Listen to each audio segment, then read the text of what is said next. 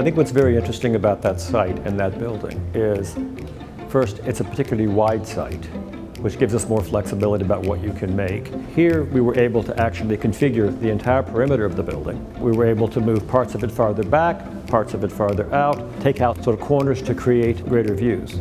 I've always been fascinated by buildings that have windows which are vertical rather than horizontal.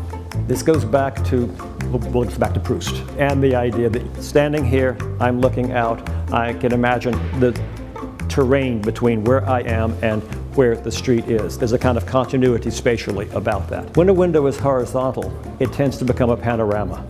It's like a postcard hung on the wall, and the kind of continuity and intimate relationship between being here and being there is lost. So making the windows vertical on the facade, spacing them in such a way that you could have legitimate art in between them. There's also this bizarre 80s or 90s Chanel perfume advertisement, where there were these French people standing in French doors, throwing open the windows, screaming, and it was a beautiful facade. At 560, we've been able to customize the floor in such a way that the center lines of the herringbones align with the center lines of the windows in the sitting room. The room, the floors, everything is lining up with everything else, and you could almost generate the plan of the room out of the floor, and vice versa. Like a landscape painting, you want your eye to flicker between the mullion, the view beyond it, the thing beyond that. It's that old foreground, midground distance, everything you learned in art history.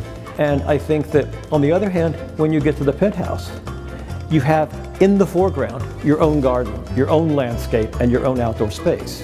And I think in that case, what you want to do is to allow your eye to immediately go to the outside. If anything, the neighborhood is something of a charm bracelet of architectural ambition.